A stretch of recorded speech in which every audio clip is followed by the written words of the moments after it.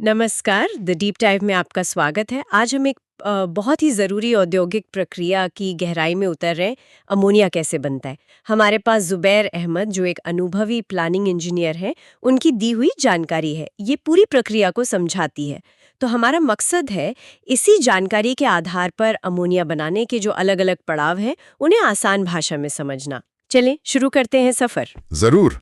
Ammonia देखिए दुनिया के सबसे अहम रसायनों में से एक है। खासकर खेती के लिए उर्वरक बनाने में इसका बहुत बड़ा योगदान है। जुबैर अहमद की ये जानकारी हमें दिखाती है कि कैसे कच्चे माल से अंतिम उत्पाद तक का सफर तय होता है। ये वाकई में रसायन विज्ञान और इंजीनियरिंग का एक दिलचस्प मेल है। तो पहला कदम क्या है? जानकारी कहती है शुरुआत होती है फीड स्टॉक से, मतलब कच्चा माल। आमतौर पर ये प्राकृतिक गैस होती है ना, जिसमें मीथेन होता है, CH4। हाँ बिल्कुल, मीथेन, कभी कभी नाफ्था भी इस्तेमाल होता है, पर ज्यादातर प्राकृतिक गैस ही। और इसमें सबसे पहले एक चीज हटाई जाती है, सल्फा, डिसल्फराइजेशन। ये क्यों इतना जरूरी है? जरूरी इसलिए है क्योंकि सल्फर जो है वो आगे इस्तेमाल होने वाले उत्प्रेरकों, मतलब कैटलिस्ट्स के लिए जहर जैसा काम करता है। जहर? अच्छा, हाँ। कैटलिस्ट वो होते हैं जो रासायनिक क्रियाओं को तेज करते हैं, है ना। अगर सल्फर रहा तो वो कैटलिस्ट की सतह पर चिपककर उसे बेकार कर देगा। हम्म। इसी को कहते हैं कैटलिस्ट पॉइजनिंग। हम्म। तो प्रक्रिया ठीक से चले इसके लिए एकदम साफ कच्चा माल चाहिए। पहला कदम यही है। ठीक है। तो सल्फर हट गया। अब अगला पड़ाव है प्राइमरी रिफॉर्मिंग। इसमें क्या होता है? इसमें ऐसा होता है कि जो साफ की हुई प्राकृतिक गैस है उसे बहुत गर्म भाप के साथ मिलाते हैं, स्टीम। फिर इस मिश्रण को प्राइमरी रिफॉर्मर नाम की एक भट्टी से गुजारा जाता है। वहां निकल कैटलिस्ट होता है और बहुत ऊंचे तापमान पर मीथेन और भाप ये आपस में क्रिया करते हैं। इससे मुख्य रूप से बनती है हाइड्रोजन गैस H2 और साथ में कार्बन मोनोऑक्साइड CO। ये जो हाइड्रोजन है यही आगे अमोनिया बनाने के लिए बहुत जरूरी है। ये स्टीम मीथेन रिफॉर्मिंग यानी SMR का पहला चरण है और इसको होने के लिए बाहर से गर्मी देनी पड़ती है, मतलब ये एंडोथर्मिक प्रक्रिया है। अच्छा, तो हाइड्रोजन मिलनी शुरू हो गई। इसके बाद आता है सेकेंडरी रिफॉर्मिंग। इसमें हवा क्यों मिलाई जाती है? हवा में तो ज्यादातर नाइट्रोजन होती है, ऑक्सीजन भी। हाँ, बहुत अच्छा सवाल है। हवा मिलाने के असल में दो मुख्य कारण हैं। पहला तो ये कि हवा में जो ऑक्सीजन है वो प्राइमरी रिफॉर्मिंग से बची हुई थोड़ी बहुत मीथेन को जलाने में मदद करती है। इससे और ज्यादा गर्मी पैदा होती है जो पूरी प्रक्रिया को आप कह सकते हैं चालू रखने के लिए जरूरी है। ये एक्सोथर्मिक है, इसमें गर्मी निकलती है। अच्छा, और गर्मी मिल गई? जी। और दूसरा और शायद ज्यादा महत्वपूर्ण कारण है नाइट्रोजन। अमोनिया बनाने के लिए NH3 हमें हाइड्रोजन के साथ नाइट्रोजन भी तो चाहिए, N2। हाँ बिल्कुल, N2। हमें अमोनिया के लिए दोनों जरूरी गैसें हाइड्रोजन और नाइट्रोजन मिलनी शुरू हो जाती हैं। एक मिक्सचर बनने लगता है। समझ गई। गर्मी भी मिली और नाइट्रोजन भी आ गई। तो अब गैस में हाइड्रोजन है, नाइट्रोजन है, CO है और शायद कुछ CO2 भी। हाँ, थोड़ी CO2 भी होती है। अगला चरण है शिफ्ट कन्वर्जन। इसका क्या मकसद है? इसका मुख्य मकसद है, देखिए, जो कार्बन मोनोऑक्साइड है CO, वो बहुत हानिकारक है। आगे जो अमोनिया बनाने वाला कैटलिस्ट है उसके लिए जहर है। तो शिफ्ट कन्वर्जन में इस CO को कम हानिकारक कार्बन डाइऑक्साइड CO2 में बदला जाता है। अच्छा। और एक और फायदा है, इस प्रक्रिया में और हाइड्रोजन गैस भी बनती है, H2, और ज्यादा। ये कैसे होता है? इस चरण में गैस मिश्रण को फिर से भाप के साथ मिलाया जाता है और खास कैटलिस्ट होते हैं जैसे आयरन क्रोमियम या कॉपर जिंक वाले, उनके ऊपर से गुजारा जाता है।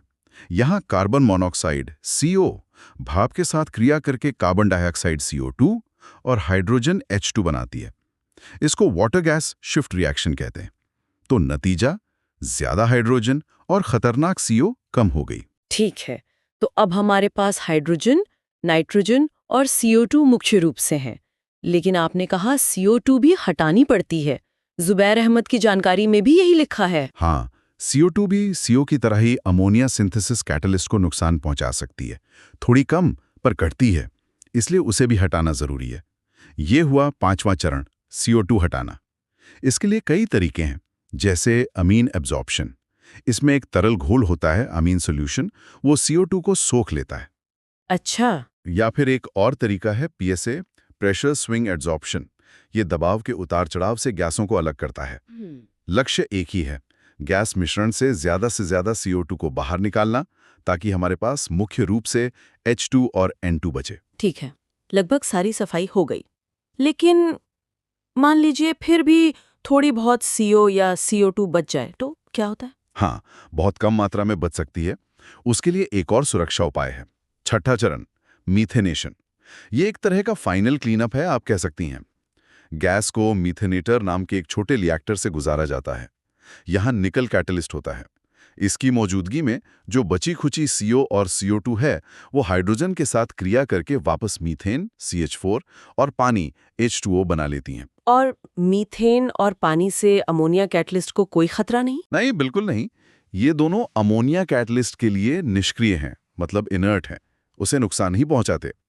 तो मीथेनेशन ये पक्का कर देता है कि आगे जो गैस जा रही है सिंथेसिस के लिए वो एकदम शुद्ध हो, सिर्फ हाइड्रोजन और नाइट्रोजन, वो भी सही अनुपात में। ये अमोनिया कैटलिस्ट की लंबी उम्र और पूरी प्रक्रिया की कुशलता के लिए बहुत जरूरी है। सही। अब आता है सबसे अहम पड़ाव, जिसके लिए सारी तैयारी हो रही थी। 7वां चरण, अमोनिया सिंथेसिस लूप। अब हमारे पास शुद्ध हाइड्रोजन और नाइट्रोजन का मिश्रण है, वो भी सही अनुपात में। 3 हिस्से हाइड्रोजन, 1 हिस्सा नाइट्रोजन। अब क्या होता है? हाँ, अब असली काम होता है। इस शुद्ध गैस मिश्रण को सोचिए बहुत ज्यादा दबाव पर लाया जाता है, लगभग 150 से 300 गुना वायुमंडलीय दबाव, बहुत ज्यादा। बाप रे। और तापमान भी काफी ऊंचा रखा जाता है, करीब 400 से 500 डिग्री सेल्सियस। फिर इस गर्म दबी हुई गैस को एक खास आयरन आधारित कैटलिस्ट के ऊपर से गुजारा जाता है। और यहीं पर अमोनिया बनती है, वो N2+3H2 2NH3 वाली प्रक्रिया। लेकिन इतना ज्यादा दबाव और तापमान क्यों जरूरी है? बिल्कुल यहीं पर अमोनिया बनती है। ये मशहूर हेबर-बॉश प्रक्रिया है। नोबेल पुरस्कार मिला था इसके लिए। इसने खेती में क्रांति ला दी, क्योंकि बड़े पैमाने पर उर्वरक बनाना संभव हुआ। अब देखिए, ज्यादा दबाव और तापमान क्यों? जो नाइट्रोजन गैस है ना, N2, उसका अणु बहुत स्थिर होता है। उसके 2 परमाणुओं के बीच एक त्रिहरा बंधन होता है, triple bond, N triple bond. उसे तोड़ना बहुत मुश्किल है। अच्छा।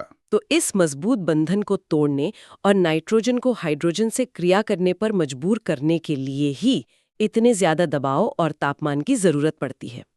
ज्यादा दबाव गैस के अणुओं को पास लाता है, क्रिया की संभावना बढ़ती है। ज्यादा तापमान अणुओं को ऊर्जा देता है ताकि वो क्रिया कर सकें। और जो आयरन कैटलिस्ट है, वो इस मुश्किल प्रक्रिया को एक व्यवहारिक गति से होने में मदद करता है। लेकिन ये ध्यान रखना जरूरी है कि ये एक संतुलन प्रक्रिया है, इक्विलिब्रियम रिएक्शन। संतुलन प्रतिक्रिया मतलब ये कि एक बार में सारी हाइड्रोजन और नाइट्रोजन अमोनिया में नहीं बदलती, केवल कुछ हिस्सा ही, शायद 15-25% ही एक पास में बदल पाता है। अच्छा, सिर्फ 15-25%? तो फिर जो अमोनिया बनी, उसे बाकी गैसों से अलग कैसे करते हैं? हाँ, ये एक चुनौती है। इसके लिए 8वां चरण है, कूलिंग और अमोनिया पृथक्करण। रिएक्टर से जो गर्म गैस का मिश्रण निकलता है, जिसमें बनी हुई अमोनिया भी है और वो हाइड्रोजन नाइट्रोजन भी जो क्रिया नहीं कर पाई, उसे ठंडा किया जाता है। ठंडा करने से क्या होता है? देखिए, अमोनिया का जो क्वथनांक है, बॉइलिंग पॉइंट, वो हाइड्रोजन और नाइट्रोजन की तुलना में काफी ज्यादा होता है। अमोनिया करीब -33 डिग्री सेंटीग्रेड पर तरल बन जाती है, लिक्विड, जबकि हाइड्रोजन और नाइट्रोजन को तरल बनाने के लिए बहुत ही कम तापमान चाहिए, -150 डिग्री से भी नीचे। ओह, काफी फर्क है। हाँ, तो जब मिश्रण को ठंडा किया जाता है, -33 डिग्री सेल्सियस के आसपास या उससे थोड़ा नीचे, तो अमोनिया आसानी से तरल बन जाती है, जबकि हाइड्रोजन और नाइट्रोजन गैस ही रहती हैं। इस तरल अमोनिया को फिर आसानी से अलग कर लिया जाता है। और वो हाइड्रोजन और नाइट्रोजन जो गैस के रूप में बची रह गईं, उनका क्या होता है? कहीं बर्बाद तो नहीं होती? नहीं नहीं, बिल्कुल नहीं। यहीं पर 9वां और आखिरी चरण आता है, रिसाइकलिंग और अंतिम उत्पाद। जुबैर अहमद की जानकारी भी यही बताती है। इन बची हुई अप्रतिक्रियाशील हाइड्रोजन और नाइट्रोजन गैसों को फेंका नहीं जाता, उन्हें वापस कंप्रेस करके सिंथेसिस लूप की शुरुआत में भेज दिया जाता है। वापस? हाँ, वहां वे ताजी शुद्ध गैस के साथ मिलकर फिर से रिएक्टर में जाती हैं। ये रिसाइकलिंग प्रक्रिया को बहुत कुशल, बहुत एफिशिएंट बनाता है। और अंत में हमें क्या मिलता है? अंत में हमें मिलती है शुद्ध तरल ammonia, pure liquid ammonia, NH3, जिसे बड़े स्टोरेज टैंकों में जमा किया जाता है और फिर जहां जरूरत हो, जैसे उर्वरक बनाने या दूसरे औद्योगिक कामों के लिए, वहां भेज दिया जाता है। ये रिसाइकलिंग लूप बहुत जरूरी है। जैसा मैंने कहा, एक बार में केवल 15-25% गैस ही अमोनिया में बदलती है। अगर हम बची हुई गैस को रिसाइकिल ना करें, तो ये प्रक्रिया बहुत महंगी और बेकार हो जाएगी, इकोनॉमिकल नहीं रहेगी। तो ये थी अमोनिया बनाने की पूरी कहानी। जैसा कि जुबैर अहमद की जानकारी में बताया गया है, प्राकृतिक गैस और हवा से शुरू होकर कई चरणों से गुजरते हुए पहले सफाई, फिर रिफॉर्मिंग, फिर शिफ्ट कन्वर्जन, फिर हैबर-बॉश प्रक्रिया का वो उच्च दबाव और तापमान वाला सिंथेसिस, और फिर कूलिंग, सेपरेशन और सबसे ज़रूरी रीसाइक्लिंग, तब जाकर हमें मिलती है शुद्ध तरल अमोनिया। वाकई कमाल की प्रक्रिया है। हाँ, ये पूरी प्रक्रिया दिखाती है कि कैसे रसायन विज्ञान और इंजीनियरिंग के सिद्धांतों को मिलाकर बड़े पैमाने पर एक ज़रूरी चीज़ बनाई जाती है। हर कदम, चाहे वो कच्चा माल साफ करना हो या तापमान दबाव को संभालना हो या कैटलिस्ट की सुरक्षा करनी हो, सब कुछ बहुत सोच समझकर डिज़ाइन किया गया है। जुबैर अहमद की दी गई जानकारी ने वाकई इस जटिल प्रक्रिया को समझने में बहुत मदद की।